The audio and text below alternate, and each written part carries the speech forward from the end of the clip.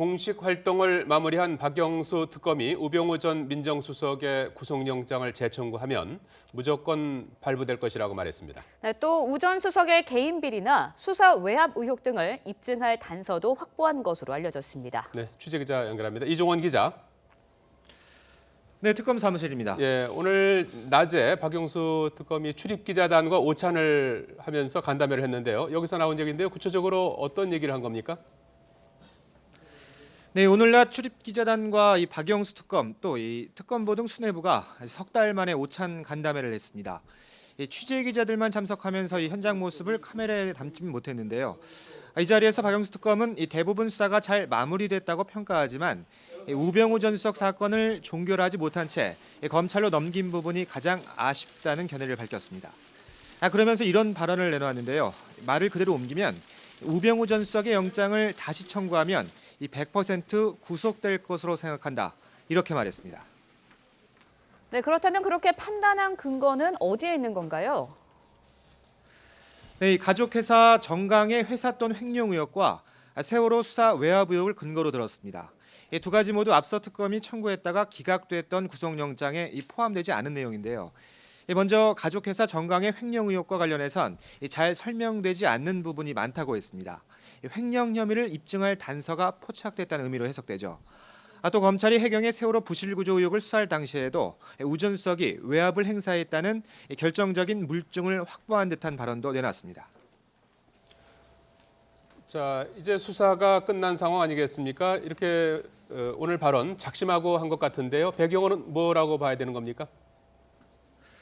네, 현재 특검이 마무리 짓지 못한 사건은 크게 박 대통령 대면 조사와 우병우 전 수석 사건입니다.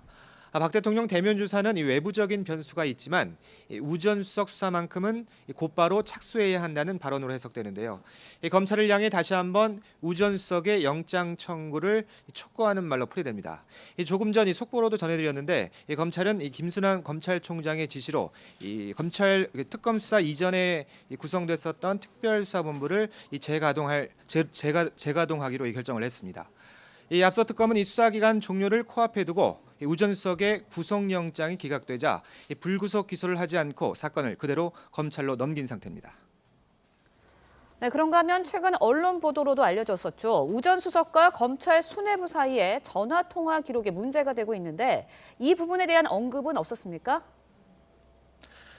네, 김순환 검찰총장까지 이름이 거론된 상태죠. 오늘 아침엔 검사장 안태근 법무부 검찰국장이 우 전 수석과 석 달여 동안 천여 차례에 걸쳐서 통화한 사실이 폭로되기도 했습니다. 하지만 박 특검은 실제 통화가 이루어지지 않은 횟수도 포함되어 있다는 사실을 기자들에게 상기시켰는데요.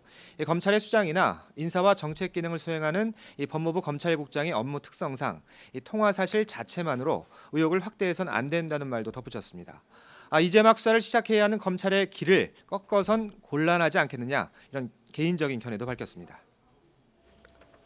자, 이종원 기자. 그리고 김기춘 전 비서실장은 압수수색을 대비해서 집에 있던 자료들을 자녀들 집으로 옮겨서 숨겨놨었다고요?